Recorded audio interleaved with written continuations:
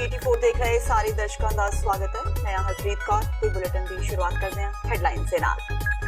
सुनील जाखड़ के अस्तीफे तो बाद कैप्टन अमरिंदर सिंह का बयान आया सामने। जाखड़ के अस्तीफे नूं दस्सिया गैर जरूरी, कहा जाखड़ की प्रधानगी हेठ लोक सभा चोणां विच कांग्रेस ने किया शानदार प्रदर्शन। कुंवर विजय प्रताप सिंह की मुड़ बहाली नाल प्रकाश सिंह बादल नाराज। कैप्टन ते बरे बादल कहा कुंवर जरिए उन्हां दे परिवार नूं फसाना चाहते ने कैप्टन। कोटकपूरा गोलीकांड मामले विच मुअत्तल आईजी परमराज सिंह उमरा नंगल ते मोगा दे साबका एसएसपी चरणजीत शर्मा खिलाफ चलान पेश। एसआईटी ਵੱਲੋਂ ਕੀਤੀ ਜਾ ਰਹੀ है मामले की जांच। कैप्टन सरकार ਵੱਲੋਂ बिजली ਦੀਆਂ ਕੀਮਤਾਂ ਵਿੱਚ ਕੀਤੇ ਗਏ ਵਾਅਦੇ ਨੂੰ ਲੈ ਕੇ ਲੋਕ ਇਨਸਾਫ ਪਾਰਟੀ ਦੇ ਮੁਖੀ ਸਿਮਰਜੀਤ ਸਿੰਘ ਬੈਂਸ ਨੇ ਵਿਨਿਆ ਨਿਸ਼ਾਨਾ। ਕਿਹਾ ਕੈਪਟਨ ਨੇ ਵਾਅਦੇ ਤਾਂ ਕੀ ਕਰਨੇ ਸੀ ਪੂਰੇ, ਸਗੋਂ ਬਿਜਲੀ ਦੀਆਂ ਵਧਾ ਦਿੱਤੀਆਂ ਨੇ ਦਰਾਂ। ਤੇ ਅਕਾਲੀ ਦਲ ਵੱਲੋਂ ਸੂਬੇ ਵਿੱਚ ਮਿਲੀ ਕਰਾਰੀ ਹਾਰ ਦੇ ਕਾਰਨਾਂ ਤੇ ਕੀਤੀ ਗਈ ਚਰਚਾ। ਸੁਖਬੀਰ ਬਾਦਲ ਦੀ ਪ੍ਰਧਾਨਗੀ ਹੇਠ ਹੋਈ ਮੀਟਿੰਗ ਵਿੱਚ ਇਹ ਚਰਚਾ ਕਿ ਕਿਉਂ ਜਿੱਤਿਆ ਸਿਰਫ ਬਾਦਲ ਪਰਿਵਾਰ, ਬਾਕੀ ਅਕਾਲੀ ਆਗੂ ਕਿਉਂ ਹਾਰੇ। ਤੇ ਹੁਣ ਇਹਨਾਂ ਖਬਰਾਂ ਦਾ ਵਿਸਥਾਰ।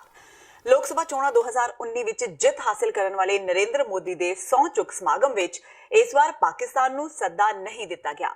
ਇਸ ਮੁੱਦੇ ਤੇ ਪਾਕਿਸਤਾਨ ਨੇ ਬੜੀ ਚਲਾਕੀ ਨਾਲ ਸਫਾਈ ਦਿੱਤੀ ਤੇ ਭਾਰਤ ਦੇ ਸਿਰ ਹੀ ਭਾਂਡਾ ਭੰਦਿਆਂ ਕਿਹਾ ਕਿ ਉੱਥੇ ਦੀ ਸਿਆਸਤ ਮੋਦੀ ਨੂੰ ਅਜਿਹਾ ਕਰਨ ਤੋਂ ਰੋਕ ਰਹੀ ਹੈ।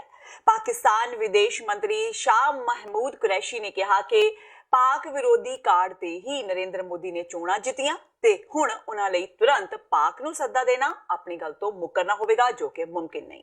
ਇਸ ਲਈ ਉਹਨਾਂ ਨੇ ਪਾਕਿਸਤਾਨ ਦੇ ਪ੍ਰਧਾਨ ਮੰਤਰੀ ਇਮਰਾਨ ਖਾਨ ਨੂੰ ਸੱਦਾ ਨਹੀਂ ਦਿੱਤਾ। ਲੋਕ ਸਭਾ ਚੋਣਾਂ ਵਿੱਚ ਕਈ ਸੀਟਾਂ ਦਾ ਨੁਕਸਾਨ ਹੋਣ ਤੋਂ ਬਾਅਦ ਟੀਐਮਸੀ ਮੁਖੀ ਤੇ ਪੱਛਮੀ ਬੰਗਾਲ ਦੀ ਮੁੱਖ ਮੰਤਰੀ ਮਮਤਾ ਬੈਨਰਜੀ ਨੂੰ ਇੱਕ ਵੱਡਾ ਝਟਕਾ ਲੱਗਾ ਹੈ। ਮਮਤਾ ਬੈਨਰਜੀ ਦੀ ਪਾਰਟੀ ਤ੍ਰਿਣਮੂਲ ਕਾਂਗਰਸ ਤੇ ਸੀਪੀਐਮ ਦਾ ਇੱਕ ਵਿਧਾਇਕ ਅੱਜ ਭਾਰਤੀ ਜਨਤਾ ਪਾਰਟੀ ਵਿੱਚ ਸ਼ਾਮਿਲ ਹੋ ਗਏ। ਭਾਜਪਾ ਨੇਤਾ ਮੁਕੁਲ ਰਾਏ ਦੇ ਬੇਟੇ ਤੇ ਟੀਐਮਸੀ ਦੇ ਮੁਅੱਤਲ ਵਿਧਾਇਕ ਸੁਭਾਂਸ਼ੂ ਵੀ ਭਾਜਪਾ ਵਿੱਚ ਸ਼ਾਮਿਲ ਹੋ ਗਏ। ਉੱਥੇ ਹੀ ਤ੍ਰਿਣਮੂਲ ਕਾਂਗਰਸ ਦੇ ਤੁਸ਼ਾਰ ਭੱਟਾਚਾਰੀਆ ਵੀ ਭਾਜਪਾ ਵਿੱਚ ਸ਼ਾਮਿਲ ਹੋਏ। ਇਸ ਤੋਂ ਇਲਾਵਾ ਲਗਭਗ 50 ਕੌਂਸਲਰਾਂ ਨੇ ਵੀ ਭਾਜਪਾ ਦਾ ਪੱਲਾ ਫੜ ਲਿਆ। ਇਸ ਦੌਰਾਨ ਭਾਜਪਾ ਦੇ ਕੌਮੀ ਜਨਰਲ ਸਕੱਤਰ ਕੈਲਾਸ਼ ਵਿਜੈਗਰੀਏ ਨੇ ਕਿਹਾ ਕਿ ਜਿਸ ਤਰ੍ਹਾਂ ਪੱਛਮੀ ਬੰਗਾਲ ਵਿੱਚ 7 ਗੇੜਾਂ ਵਿੱਚ ਚੋਣਾਂ ਹੋਈਆਂ, ਉਸੇ ਤਰ੍ਹਾਂ ਬੀਜੇਪੀ ਵਿੱਚ ਤ੍ਰਿਣਮੂਲ ਆਗੂਆਂ ਦੇ ਸ਼ਾਮਿਲ ਹੋਣ ਦਾ ਸਿਲਸਿਲਾ 7 ਗੇੜਾਂ ਵਿੱਚ ਹੋਵੇਗਾ। ਅੱਜ ਇਸ ਦਾ ਪਹਿਲਾ ਗੇੜ ਹੈ। टीएमसी के बहुचर्चित नेता डेरेक ने एक ट्वीट किया था कि 40 विधायक तो क्या, एक कारपोरेटर भी नहीं जा सकता। आज 50 से ज़्यादा कारपोरेटर तो यहाँ पर हैं, 3 एमएलए हैं। जैसे बंगाल में 7 चरण में चुनाव हुए थे, हम भी इसी प्रकार अगले महीने 7 चरण में ज्वाइनिंग का कार्यक्रम करेंगे। हर महीने अलग अलग चरणों में ज्वाइनिंग का कार्यक्रम होगा। ये पहले चरण में 3 विधायक और 50 काउंसलर हैं। ਗੁਰਦਾਸਪੁਰ ਵਿੱਚ ਅਦਾਕਾਰ ਤੇ ਭਾਜਪਾ ਉਮੀਦਵਾਰ ਸਨੀ ਦਿਓਲ ਤੋਂ ਲੋਕ ਸਭਾ ਚੋਣ ਹਾਰ ਜਾਣ ਵਾਲੇ ਪੰਜਾਬ ਕਾਂਗਰਸ ਪ੍ਰਧਾਨ ਸੁਨੀਲ ਜਾਖੜ ਨੇ ਸੋਮਵਾਰ ਨੂੰ ਆਪਣੇ ਅਹੁਦੇ ਤੋਂ ਅਸਤੀਫਾ ਦੇ ਦਿੱਤਾ ਸੀ। ਜਾਖੜ ਨੇ ਕਾਂਗਰਸ ਪ੍ਰਧਾਨ ਰਾਹੁਲ ਗਾਂਧੀ ਨੂੰ ਆਪਣਾ ਅਸਤੀਫਾ ਭੇਜ ਦਿੱਤਾ, ਜਿਸ ਤੋਂ ਬਾਅਦ ਮੁੱਖ ਮੰਤਰੀ ਕੈਪਟਨ ਅਮਰਿੰਦਰ ਸਿੰਘ ਨੇ ਜਾਖੜ ਦੇ ਅਸਤੀਫੇ ਨੂੰ ਗੈਰ ਜ਼ਰੂਰੀ ਕਰਾਰ ਦਿੱਤਾ ਹੈ। ਮੁੱਖ ਮੰਤਰੀ ਕੈਪਟਨ ਅਮਰਿੰਦਰ ਸਿੰਘ ਨੇ ਪੰਜਾਬ ਕਾਂਗਰਸ ਦੇ ਪ੍ਰਧਾਨ ਦੇ ਅਹੁਦੇ ਤੋਂ ਸੁਨੀਲ ਜਾਖੜ ਦੇ ਅਸਤੀਫੇ ਨੂੰ ਪੂਰੀ ਤਰ੍ਹਾਂ ਗੈਰ ਜ਼ਰੂਰੀ ਕਰਾਰ ਦਿੰਦਿਆਂ ਕਿਹਾ ਕਿ ਸੁਨੀਲ ਜਾਖੜ ਦੀ ਪ੍ਰਧਾਨਗੀ ਵਿੱਚ ਲੋਕ ਸਭਾ ਚੋਣਾਂ ਵਿੱਚ ਪੰਜਾਬ ਵਿੱਚ ਕਾਂਗਰਸ ਨੇ ਸ਼ਾਨਦਾਰ ਪ੍ਰਦਰਸ਼ਨ ਕੀਤਾ ਹੈ। ਇਸ ਲਈ ਅਹੁਦੇ ਤੋਂ ਅਸਤੀਫਾ ਦੇਣ ਦੀ ਕੋਈ ਲੋੜ ਨਹੀਂ ਹੈ। ਪੰਜਾਬ ਦੀਆਂ ਕੁੱਲ 13 ਲੋਕ ਸਭਾ ਸੀਟਾਂ ਵਿੱਚੋਂ ਕਾਂਗਰਸ ਨੇ 8, ਅਕਾਲੀ ਦਲ ਨੇ 2, ਭਾਜਪਾ ਨੇ 2 ਤੇ ਆਮ ਆਦਮੀ ਪਾਰਟੀ ਨੇ ਸਿਰਫ 1 ਸੀਟ ਜਿੱਤੀ ਹੈ। ਜਾਖੜ ਨੇ ਆਪਣੇ ਪੱਤਰ ਵਿੱਚ ਕਿਹਾ ਕਿ ਉਹ ਕਾਂਗਰਸ ਪ੍ਰਧਾਨ ਰਾਹੁਲ ਗਾਂਧੀ, ਜਨਰਲ ਸਕੱਤਰ ਪ੍ਰਿਯੰਕਾ ਗਾਂਧੀ ਤੇ ਮੁੱਖ ਮੰਤਰੀ ਕੈਪਟਨ ਅਮਰਿੰਦਰ ਸਿੰਘ ਦੁਆਰਾ ਪੂਰੀ ਹਮਾਇਤ ਮਿਲਣ ਮਗਰੋਂ ਆਪਣੀ ਸੀਟ ਨਹੀਂ ਬਚਾ ਸਕੇ। ਚੋਣ ਜ਼ਾਬਤਾ ਖਤਮ ਹੁੰਦਿਆਂ ਹੀ ਬੇਦਬੀ ਤੇ ਗੋਲੀकांड ਮਾਮਲੇ ਦੀ ਜਾਂਚ ਕਰ ਰਹੇ ਆਈਜੀ ਕੁੰਵਰ ਵਿਜੇ ਪ੍ਰਤਾਪ ਸਿੰਘ ਦੀ ਮੁੜ ਬਹਾਲੀ ਹੋਣ ਤੇ ਸਾਬਕਾ ਮੁੱਖ ਮੰਤਰੀ ਪ੍ਰਕਾਸ਼ ਸਿੰਘ ਬਾਦਲ ਖੁਸ਼ ਨਹੀਂ। ਉਹਨਾਂ ਕਿਹਾ ਕਿ ਚੋਣ ਕਮਿਸ਼ਨ ਸੰਵਿਧਾਨਿਕ ਬਾਡੀ ਹੈ। ਉਹਨਾਂ ਕੁੰਵਰ ਵਿਜੇ ਪ੍ਰਤਾਪ ਨੂੰ ਗਲਤ ਹੋਣ ਕਰਕੇ ਹੀ ਅਹੁਦੇ ਤੋਂ ਹਟਾਇਆ ਸੀ, ਪਰ ਕੈਪਟਨ ਅਮਰਿੰਦਰ ਸਿੰਘ ਉਹਨਾਂ ਨੂੰ ਫਸਾਉਣਾ ਚਾਹੁੰਦੇ ਨੇ। ਬਾਦਲ ਨੇ ਕਿਹਾ ਕਿ ਇਸੇ ਕਰਕੇ ਹੀ ਕੈਪਟਨ ਮੁੜ ਕੁੰਵਰ ਵਿਜੇ ਪ੍ਰਤਾਪ ਨੂੰ ਲੈ ਕੇ ਆਏ ਨੇ। ਉਹਨਾਂ ਕਿਹਾ ਕਿ ਉਹ ਪਹਿਲਾਂ ਵੀ ਇਸ ਦਾ ਵਿਰੋਧ ਕਰਦੇ ਸਨ ਤੇ ਹੁਣ ਵੀ ਵਿਰੋਧ ਹੀ ਕਰਦੇ ਨੇ। ਬਾਦਲ ਅੱਜ ਹਲਕਾ ਲੰਬੀ ਦੇ ਵੱਖ-ਵੱਖ ਪਿੰਡਾਂ ਵਿੱਚ ਧੰਨਵਾਦੀ ਦੌਰਾ ਕਰਨ ਪਹੁੰਚੇ ਹੋਏ ਸਨ।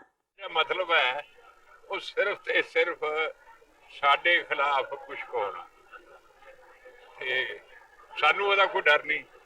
ਕੁਝ ਕਾਰਨ ਕੁਝ ਕਰਦੇ ਨਾ, ਅਸੀਂ ਜੇਲ੍ਹ ਤੋਂ ਡਰਦੇ ਆ, ਨਾ ਕਿਸੇ ਵੱਡੇ ਹੋਣ ਤੋਂ ਡਰਦੇ ਆ। ਇਹਨਾਂ ਦੀ ਬਦਲਾਖੋਰੀ ਜਿਹੜੀ ਹੈ ਇਹ ਪਹਿਲਾਂ ਵੀ ਅਮਰਿੰਦਰ ਕਰਦੇ ਰਿਹਾ, ਹੁਣ ਵੀ ਇਹ ਸਾਰਾ ਕੁਝ ਜਿਹੜਾ ਕੀਤਾ ਇਹਦਾ ਮਤਲਬ ਹੈ ਕਿ ਸਾਨੂੰ ਕੋ ਅੰਦਰ 25 ਸਾਲ ਪੁਰਾਣੇ ਫਰਜ਼ੀ ਐਨਕਾਊਂਟਰ ਦੀ ਤਫਤੀਸ਼ ਕਰ ਰਹੇ ਡੀਜੀਪੀ ਸਿद्धार्थ चट्टोपाध्याय ਨੇ ਪੰਜਾਬ ਤੇ ਹਰਿਆਣਾ ਹਾਈ ਕੋਰਟ ਵਿੱਚ ਅਰਜ਼ੀ ਲਗਾਉਂਦਿਆਂ ਕਿਹਾ ਕਿ ਉਹਨਾਂ ਨੂੰ ਮਾਮਲੇ ਦੀ ਤਫਤੀਸ਼ ਕਰਨ ਲਈ ਸਰਕਾਰ ਵੱਲੋਂ बढ़दियां ਸੁਵਿਧਾਵਾਂ ਨਹੀਂ ਦਿੱਤੀਆਂ ਜਾ ਰਹੀਆਂ। ਪੰਜਾਬ ਤੇ ਹਰਿਆਣਾ ਹਾਈ ਕੋਰਟ ਨੇ ਗੁਰਦਾਸਪੁਰ ਦੇ ਨਿਵਾਸੀ ਗੁਰਨਾਮ ਸਿੰਘ ਬੰਡਾਲਾ ਦੇ ਇੱਕ ਫਰਜ਼ੀ ਐਨਕਾਊਂਟਰ ਦੇ ਮਾਮਲੇ ਵਿੱਚ SIT ਨਿਯੁਕਤ ਕੀਤੀ ਸੀ, ਜਿਸ ਦੇ ਚੇਅਰਮੈਨ ਸਿद्धार्थ चट्टोपाध्याय ਨੂੰ ਲਗਾਇਆ ਗਿਆ ਸੀ। चट्टोपाध्याय ने अपनी अर्जी विच कहा है कि वो एक सीनियर DGP रैंक के अफसर ने, पर इस मुताबक उन्हां नूं सरकार वल्लों बढ़दियां सुविधावां नहीं दित्तियां जा रहीआं। चट्टोपाध्याय इस समय पटियाला विच PSPCL दे DGP वजों नियुक्त ने। फर्जी एनकाउंटर की तफ्तीश करने लई उन्हां कोल चंडीगढ़ दे विच एक बहुत छोटा कैंप ऑफिस है। उन्हां यह भी कहा कि तफ्तीश करने लई उन्हां कोल ना तां अफसर ते ना ही आवाजाही दे साधन मौजूद ने। उन्हां कहा कि बिना साधना तो तफ्तीश मुकम्मल करनी संभव नहीं है। दस दईए कि 1994 विच परमराज सिंह उमरा नंगल DSP रोपड़ वजों तैनात सन ते रोपड़ विच उमरा नंगल वल्लों गुरनाम सिंह बंडाला दा एनकाउंटर करन दा दावा कीता गया सी।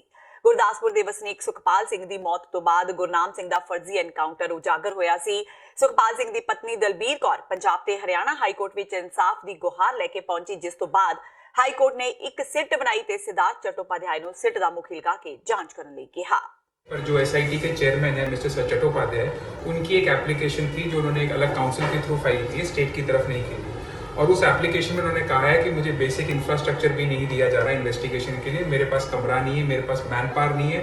और उन्होंने ये भी मांगा है कि मुझे पावर दी जाए, जिसपे कोर्ट की भी ऑब्जर्वेशन थी कि एक DGP रैंक ऑफिसर दूसरे DGP रैंक या स्टेट रैंक से पावर किस चीज़ की मांग रहा है, what is the actual issue.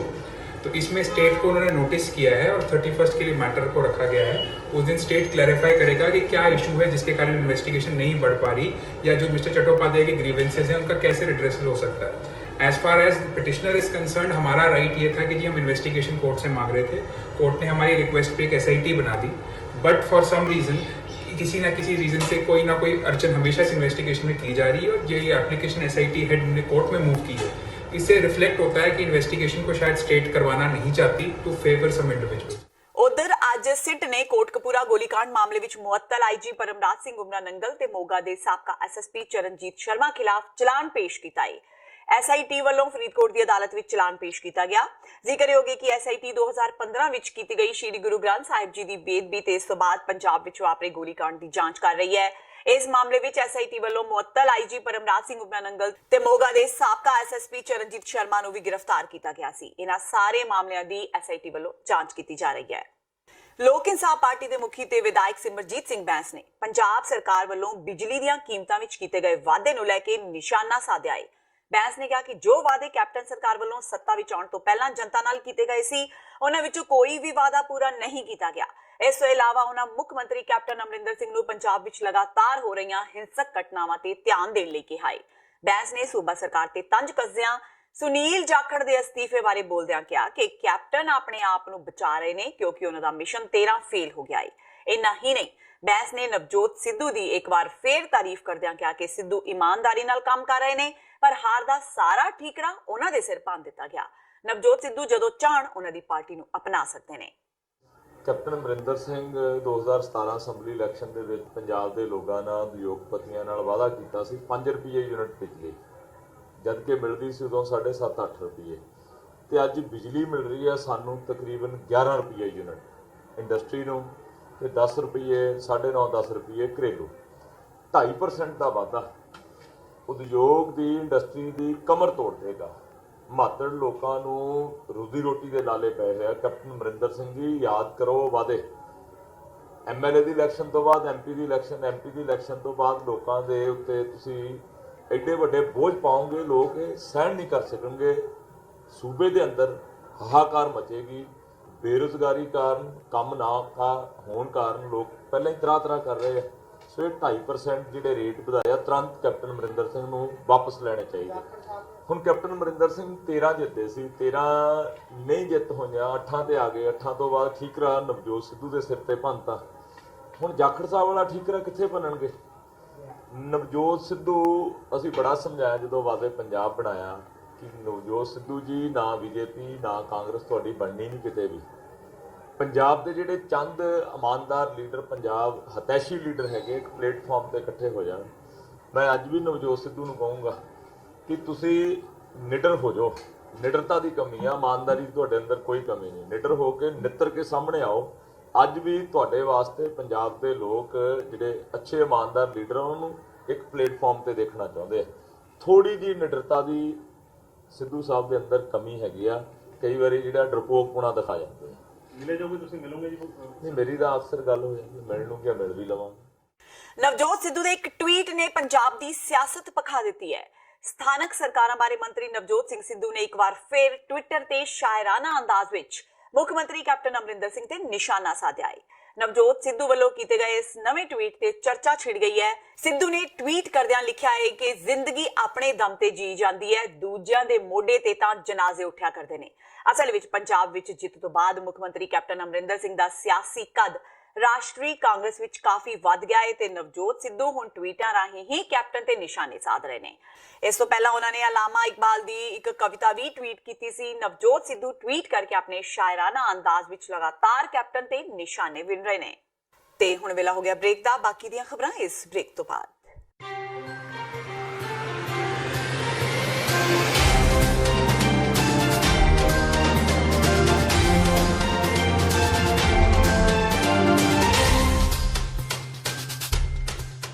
ਸ਼ਹੀਦਾਂ ਦੇ ਸਰਤਾਜ ਸ਼੍ਰੀ ਗੁਰੂ ਅਰਜਨ ਦੇਵ ਜੀ ਮਹਾਰਾਜ ਦੀ ਸ਼ਹਾਦਤ ਤੇ ਜੂਨ 1984 ਦੇ ਸ਼ਹੀਦਾਂ ਦੀ ਯਾਦ ਵਿੱਚ 9 ਜੂਨ 2019 ਦਿਨ ਐਤਵਾਰ ਨੂੰ ਸਵੇਰੇ 11 ਵਜੇ ਸੈਨ ਫਰਾਂਸਿਸਕੋ ਸ਼ਹਿਰ ਵਿਖੇ ਰਿਮੈਂਬਰੈਂਸ ਮਾਰਚ ਤੇ ਫਰੀडम ਰੈਲੀ ਕੱਢੀ ਜਾ ਰਹੀ ਹੈ। ਕੈਲੀਫੋਰਨੀਆ ਦੀਆਂ ਸਮੂਹ ਪੰਥਕ ਜਥੇਬੰਦੀਆਂ ਤੇ ਗੁਰਦੁਆਰਾ ਕਮੇਟੀਆਂ ਵੱਲੋਂ ਸਮੂਹ ਸੰਗਤਾਂ ਨੂੰ ਖਾਲਸਾ ਰਾਜ ਦੀ ਮੁਕੰਮਲ ਪ੍ਰਾਪਤੀ ਲਈ ਇਸ ਮਾਰਚ ਵਿੱਚ ਸ਼ਾਮਿਲ ਹੋਣ ਦੀ ਬੇਨਤੀ ਕੀਤੀ ਜਾਂਦੀ ਹੈ। ਵਧੇਰੇ ਜਾਣਕਾਰੀ ਲਈ ਤੁਸੀਂ ਹੇਠ ਦਿੱਤੇ ਨੰਬਰ ਤੇ ਸੰਪਰਕ ਕਰ ਸਕਦੇ ਹੋ।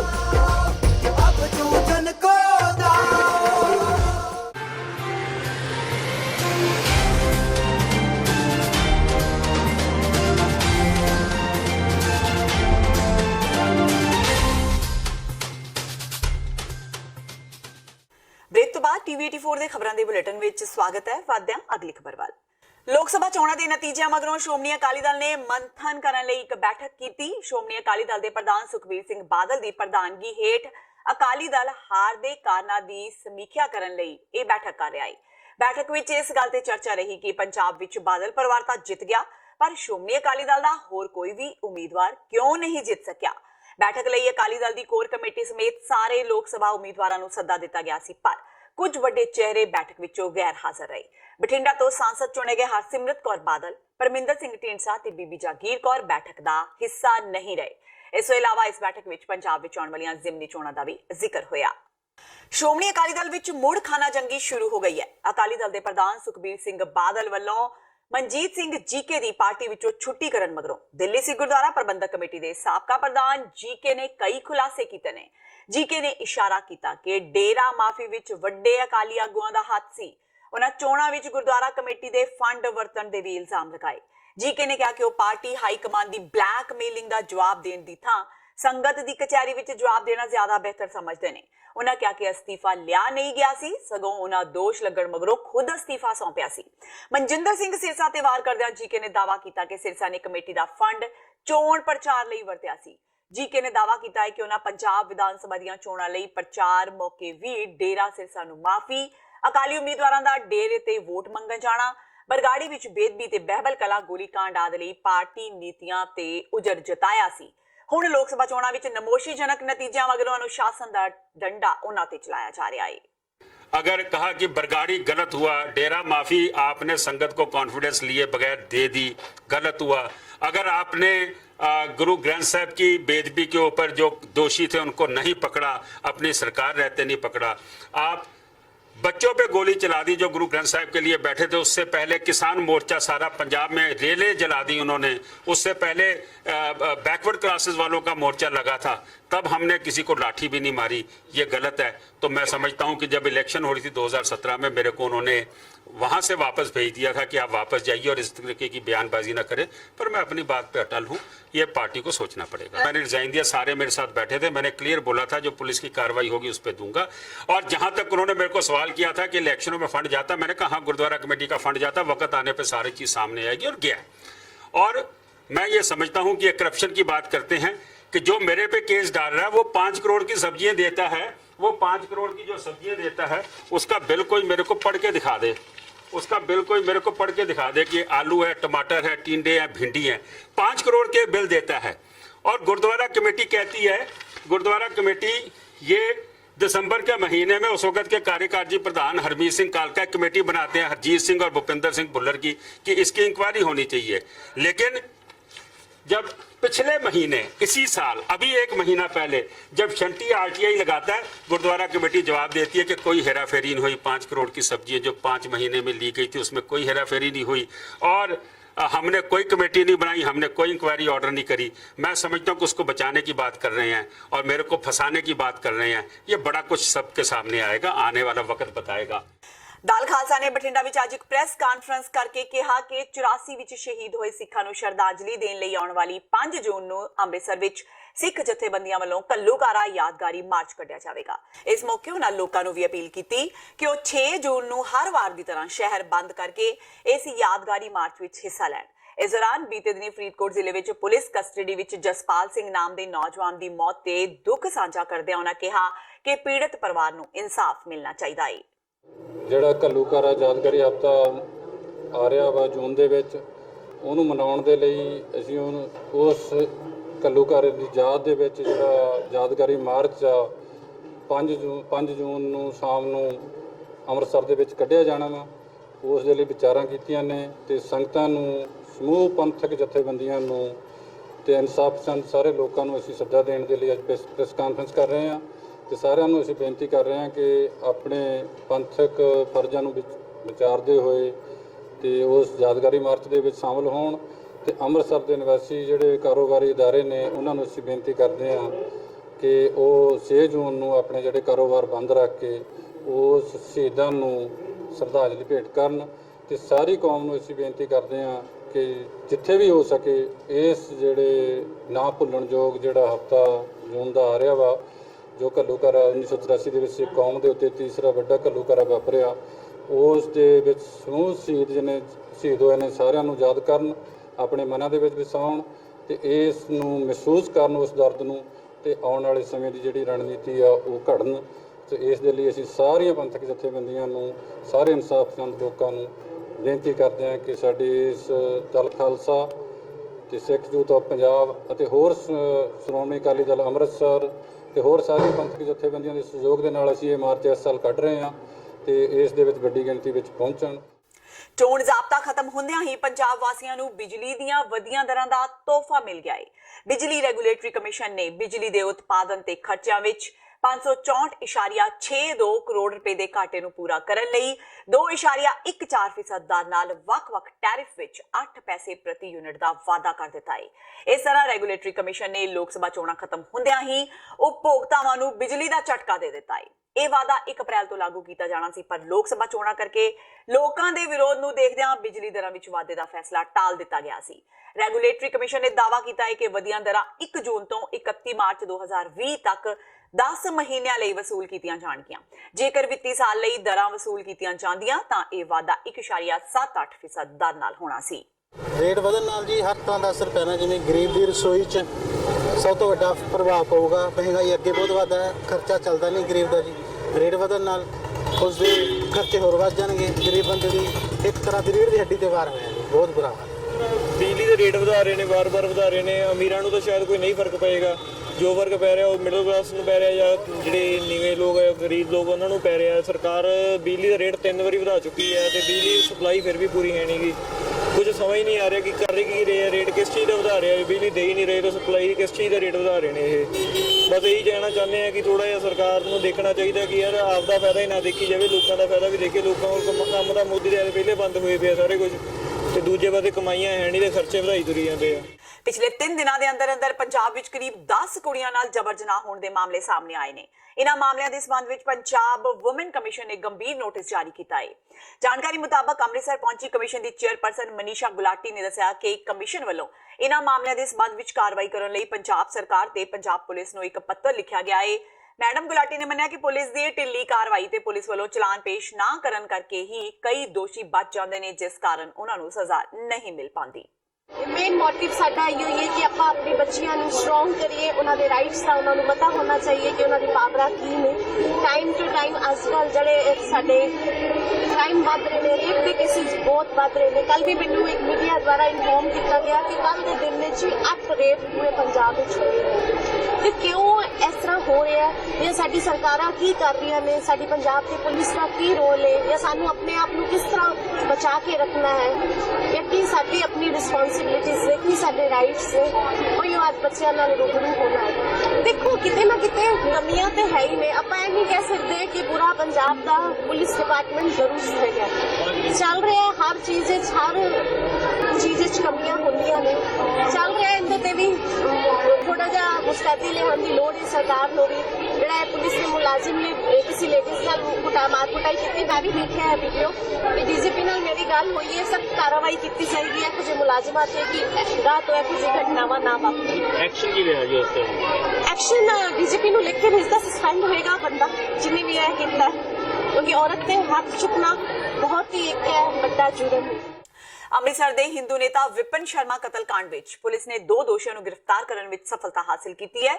ਮੰਗਲਵਾਰ ਨੂੰ ਬਟਾਲਾ ਪੁਲਿਸ ਤੇ ਨਾਮੀ ਗੈਂਗਸਟਰਾਂ ਵਿੱਚ ਮੁੱਠਭੇੜ ਹੋਈ, ਜਿਸ ਵਿੱਚ ਗੈਂਗਸਟਰ ਸ਼ੁਭਮ ਤੇ ਮਨਪ੍ਰੀਤ ਨੂੰ ਗ੍ਰਿਫਤਾਰ ਕੀਤਾ ਗਿਆ। ਦੋਸ਼ੀਆਂ ਕੋਲੋਂ 4 ਪਿਸਤੌਲ ਤੇ ਇੱਕ 12 ਬੋਰ ਪਿਸਤੌਲ ਬਰਾਮਦ ਹੋਈ ਹੈ। ਦੋਵੇਂ ਗੈਂਗਸਟਰਾਂ ਤੇ 15 ਤੋਂ ਵੱਧ ਕਤਲ ਕੇਸ ਦਰਜ ਨੇ। ਜ਼ਿਕਰਯੋਗ ਹੈ ਕਿ 21 ਅਕਤੂਬਰ 2017 ਨੂੰ ਅੰਮ੍ਰਿਤਸਰ ਵਿੱਚ ਵਿਪਨ ਸ਼ਰਮਾ ਦੀ ਬੇਰਹਿਮੀ ਨਾਲ ਹੱਤਿਆ ਕਰ ਦਿੱਤੀ ਗਈ ਸੀ। ਗੈਂਗਸਟਰ ਸਰਾਜ ਸੰਧੂ ਨੇ ਆਪਣੇ ਫੇਸਬੁੱਕ ਪੇਜ ਤੇ ਪੋਸਟ ਪਾ ਕੇ ਇਸ ਕਤਲ ਦੀ ਜ਼ਿੰਮੇਵਾਰੀ ਲੈਂਦਿਆਂ ਇਸ ਦਾ ਕਾਰਨ ਵੀ ਦੱਸਿਆ ਸੀ। ਜਿਹੜੇ ਗੈਂਗਸਟਰ ਸੀ ਫੜੇ ਇਹਨਾਂ ਕੋਲੋਂ 5 ਪਿਸਟਲ ਫੜੇ ਨੇ ਤੇ ਇੱਕ 12 ਬੋਰ ਦੀ ਰਾਈਫਲ ਫੜੀ ਹੈ। ਕਾਫੀ ਐਮੂਨੀਸ਼ਨ ਹੈ ਇਹਨਾਂ ਕੋਲੋਂ ਫੜਿਆ ਗਿਆ। 25000 ਰੁਪਇਆ ਕੈਸ਼ ਤੇ ਇੱਕ for the first time we have recovered a bullet proof jacket also from them. ਜਿਹੜਾ ਗੈਂਗਸਟਰ ਹੈ ਬੜਾ ਇਨਫੇਮਸ ਹੈ, ਇਹਦਾ ਨਾਮ ਹੈਗਾ Shubham, he belongs to city Amritsar. ਦੂਸਰਾ ਹੈ Manpreet Singh Manna, he belongs to Tarn Taran area. So we think this is a very good recovery by the Punjab Police and the district Batala Police. ਇਹ 21 ਕੇਸ ਨੇ ਜੀ, ਇਹਦੇ ਉੱਤੇ ਕੁਝ ਮਰਡਰ ਦੇ ਕੇਸ ਨੇ। ਇੱਕ ਸਿਟੀ ਦੇ ਵਿੱਚ ਉੱਥੇ ਸ਼ਿਵ ਸੈਨਾ ਦਾ ਬੰਦਾ ਮਾਰਿਆ ਗਿਆ ਸੀ ਵਿਪਨ ਸ਼ਰਮਾ। ਇੱਕ MCV ਮਾਰਿਆ ਗਿਆ ਸੀਗਾ mister Pehalwan some over there in the city itself. ਤੇ 21 ਕੇਸਿਸ ਦੀ detail you can take us from, we have also given a press note, ਤੁਸੀਂ ਉਹ ਸਾਰੇ ਦੇਖ ਸਕਦੇ ਹੋ ਕਿਹੜੇ ਕੇਸਿਸ ਨੇ।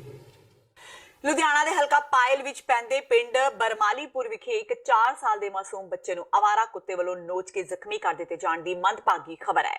ਦਰਅਸਲ 4 ਸਾਲਾ ਮਹਿਤਾਬ ਸਿੰਘ ਆਪਣੇ ਘਰ ਖੇਡ ਰਿਹਾ ਸੀ ਕਿ ਆਵਾਰਾ ਕੁੱਤੇ ਨੇ ਉਸੇ ਹਮਲਾ ਕਰ ਦਿੱਤਾ। ਸਾਰੀ ਘਟਨਾ ਉੱਥੇ ਲੱਗੇ CCTV ਕੈਮਰੇ ਵਿੱਚ ਕੈਦ ਹੋ ਗਈ। ਬੱਚੇ ਦੇ ਮਾਪਿਆਂ ਨੇ ਸਰਕਾਰ ਤੋਂ ਮੰਗ ਕੀਤੀ ਹੈ ਕਿ ਇਹੋ ਜਿਹੇ ਆਵਾਰਾ ਕੁੱਤਿਆਂ ਨੂੰ ਜਲਦੀ ਕਾਬੂ ਕੀਤਾ ਜਾਏ ਤਾਂ ਜੋ ਕਿਸੇ ਹੋਰ ਬੱਚੇ ਨੂੰ ਨੁਕਸਾਨ ਦਾ ਖਤਰਾ ਪੈਦਾ ਨਾ ਹੋਵੇ। ਹਾਂਜੀ CCTV ਸਾਡੇ ਲੱਗਿਆ ਸੀ ਤੇ ਆਪਣੇ ਅਵਾਰਾ ਕੁੱਤਾ ਸੀ ਜਿਹੜਾ ਬਾਹਰ ਫਿਰਦੇ ਨੇ ਤੇ ਉਹਨੇ ਹੀ ਫੜ ਲਿਆ ਸੀ ਇਹਨੂੰ ਆ ਕੇ। ਇਹ ਹੈ ਵੀ ਜਿਹੜੇ ਹਾਂਜੀ ਜਿਵੇਂ ਪਹਿਲਾਂ ਅੱਗੇ ਦਵਾਈ ਪਾ ਕੇ ਮਾਰ ਦਿੱਤਾ ਜਾਂਦਾ ਸੀਗਾ, ਜਿਹੜਾ ਹੁਣ ਕਾਨੂੰਨ ਬਣਾਇਆ ਇਹਨਾਂ ਨੇ ਵੀ ਨਹੀਂ ਮਾਰਨੇ, ਤੇ ਉਹ ਚਾਹੀਦਾ ਤਾਂ ਹੈਗਾ, ਇਹਨੂੰ ਕੰਟਰੋਲ ਚਾਹੀਦਾ। ਹਾਂਜੀ ਟ੍ਰੀਟਮੈਂਟ ਹੋ ਰਿਹਾ ਸਾਡਾ। ਹਾਂਜੀ ਹੁਣ ਬੱਚਾ ਠੀਕ ਹੈ। ਬਰਨਾਲਾ ਦੇ ਜ਼ਿਲ੍ਹਾ ਤੇ ਸੈਸ਼ਨਜ਼ ਜੱਜ ਵਿਰਿੰਦਰ ਅਗਰਵਾਲ ਦੇ ਪੁੱਤਰ ਅਗਮ ਅਗਰਵਾਲ ਨੇ all India law entrance test ਵਿੱਚੋਂ 83.5 ਅੰਕ ਪ੍ਰਾਪਤ ਕਰਕੇ ਦੇਸ਼ ਭਰ ਵਿੱਚੋਂ 5ਵਾਂ ਰੈਂਕ ਹਾਸਲ ਕੀਤਾ ਹੈ। ਜ਼ਿਕਰਯੋਗ ਹੈ ਕਿ ਨੈਸ਼ਨਲ ਲਾਅ ਯੂਨੀਵਰਸਿਟੀ ਦਿੱਲੀ ਵੱਲੋਂ 5 ਸਾਲਾਂ BA LLB ਕੋਰਸ ਲਈ ਲਏ ਗਏ ਇਸ ਟੈਸਟ ਨੂੰ ਪਾਸ ਕਰਕੇ ਆਪਣੀ ਸੀਟ ਪੱਕੀ ਕਰਨ ਵਾਲਾ ਅਗਮ ਪੰਜਾਬ ਦਾ ਇੱਕੋ ਇੱਕ ਉਮੀਦਵਾਰ ਹੈ। NLU ਦਿੱਲੀ 2008 ਵਿੱਚ ਹੋਂਦ ਵਿੱਚ ਆਈ ਸੀ ਤੇ NIRF ਦੀ ਰੈਂਕਿੰਗ ਵਿੱਚ ਇਸ ਨੂੰ ਪੂਰੇ ਦੇਸ਼ ਵਿੱਚ ਲਾਅ ਦੇ ਖੇਤਰ ਵਿੱਚ ਦੂਸਰੀ ਸਭ ਤੋਂ ਚੰਗੀ ਸੰਸਥਾ ਐਲਾਨਿਆ ਗਿਆ ਹੈ। मैंने अपनी कोचिंग चंडीगढ़ क्लैट पॉसिबल से ली है एंड मैं मोस्ट इम्पॉर्टेंटली तो सेल्फ स्टडी कर रहा था and so I will still say कि self study is the best and कि एग्ज़ाम देने में चंडीगढ़ गया था एंड लॉ अभी मैंने नेशनल लॉ यूनिवर्सिटी दिल्ली का एग्ज़ाम क्लियर किया है एंड उसके अंदर I have got the opportunity to go to National Law University Delhi and do a 5-year integrated law program. It's one of the most reputed law colleges in the country. I'm feeling very proud. ਤੇ ਇਹ ਸਨ ਹੁਣ ਤੱਕ ਦੀਆਂ ਖਬਰਾਂ। ਚਾਹੁੰਦੇ ਇੱਕ ਵਾਰ ਫੇਰ ਨਜ਼ਰ ਮਾਰਦੇ ਹਾਂ ਮੁੱਖ ਖਬਰਾਂ ਤੇ। ਸੁਨੀਲ ਜਾਖੜ ਦੇ ਅਸਤੀਫੇ ਤੋਂ ਬਾਅਦ ਕੈਪਟਨ ਅਮਰਿੰਦਰ ਸਿੰਘ ਦਾ ਬਿਆਨ ਆਇਆ ਸਾਹਮਣੇ। ਜਾਖੜ ਦੇ ਅਸਤੀਫੇ ਨੂੰ ਦੱਸਿਆ ਗੈਰ ਜ਼ਰੂਰੀ, ਕਿਹਾ ਜਾਖੜ ਦੀ ਪ੍ਰਧਾਨਗੀ ਹੇਠ ਲੋਕ ਸਭਾ ਚੋਣਾਂ ਵਿੱਚ ਕਾਂਗਰਸ ਨੇ ਕੀਤਾ ਸ਼ਾਨਦਾਰ ਪ੍ਰਦਰਸ਼ਨ। ਕੁਮਰ ਵਿਜੇ ਪ੍ਰਤਾਪ ਸਿੰਘ ਦੀ ਮੁੜ ਬਹਾਲੀ ਨਾਲ ਪ੍ਰਕਾਸ਼ ਸਿੰਘ ਬਾਦਲ ਨਾਰਾਜ਼, ਕੈਪਟਨ ਤੇ ਵਰੇ ਬਾਦਲ, ਕਿਹਾ ਕੁਮਰ ਜ਼ਰੀਏ ਉਹਨਾਂ ਦੇ ਪਰਿਵਾਰ ਨੂੰ ਫਸਾਉਣਾ ਚਾਹੁੰਦੇ ਨੇ ਕੈਪਟਨ। ਕੋਟਕਪੂਰਾ ਗੋਲੀकांड ਮਾਮਲੇ ਵਿੱਚ ਮੁਅੱਤਲ IG ਪਰਮਰਾਜ ਸਿੰਘ ਉਮਰਾ ਨੰਗਲ ਤੇ ਮੋਗਾ ਦੇ ਸਾਬਕਾ SSP ਚਰਨਜੀਤ ਸ਼ਰਮਾ ਖਿਲਾਫ ਚਲਾਨ ਪੇਸ਼, SIT ਵੱਲੋਂ ਕੀਤੀ ਜਾ ਰਹੀ ਹੈ ਮਾਮਲੇ ਦੀ ਜਾਂਚ। ਕੈਪਟਨ ਸਰਕਾਰ ਵੱਲੋਂ ਬਿਜਲੀ ਦੀਆਂ ਕੀਮਤਾਂ ਵਿੱਚ ਕੀਤੇ ਗਏ ਵਾਅਦੇ ਨੂੰ ਲੈ ਕੇ ਲੋਕ ਇਨਸਾਫ ਪਾਰਟੀ ਦੇ ਮੁਖੀ ਸਿਮਰਜੀਤ ਸਿੰਘ ਬੈਂਸ ਨੇ ਵਿਨਿਆ ਨਿਸ਼ਾਨਾ, ਕਿਹਾ ਕੈਪਟਨ ਨੇ ਵਾਅਦੇ ਤਾਂ ਕੀ ਕਰਨੇ ਸੀ ਪੂਰੇ, ਸਗੋਂ ਬਿਜਲੀ ਦੀਆਂ ਵਧਾ ਦਿੱਤੀਆਂ ਨੇ ਦਰਾਂ। ਤੇ ਅਕਾਲੀ ਦਲ ਵੱਲੋਂ ਸੂਬੇ ਵਿੱਚ ਮਿਲੀ ਕਰਾਰੀ ਹਾਰ ਦੇ ਕਾਰਨਾਂ ਤੇ ਕੀਤੀ ਗਈ ਚਰਚਾ। ਸੁਖਬੀਰ ਬਾਦਲ ਦੀ ਪ੍ਰਧਾਨਗੀ ਹੇਠ ਹੋਈ ਮੀਟਿੰਗ ਵਿੱਚ ਇਹ ਚਰਚਾ ਕਿ ਕਿਉਂ ਜਿੱਤਿਆ ਸਿਰਫ ਬਾਦਲ ਪਰਿਵਾਰ, ਬਾਕੀ ਅਕਾਲੀ ਆਗੂ ਕਿਉਂ ਹਾਰੇ। ਇਸ ਦੇ ਨਾਲ ਹੀ TV 84 ਦਾ ਖਬਰਾਂ ਦਾ ਇਹ ਬੁਲੇਟਿਨ ਖਤਮ ਹੁੰਦਾ ਹੈ। ਮੈਨੂੰ ਹਰਪ੍ਰੀਤ ਕੌਰ ਨੂੰ ਦਿਓ ਇਜਾਜ਼ਤ। ਸਤਿ ਸ਼੍ਰੀ ਅਕਾਲ।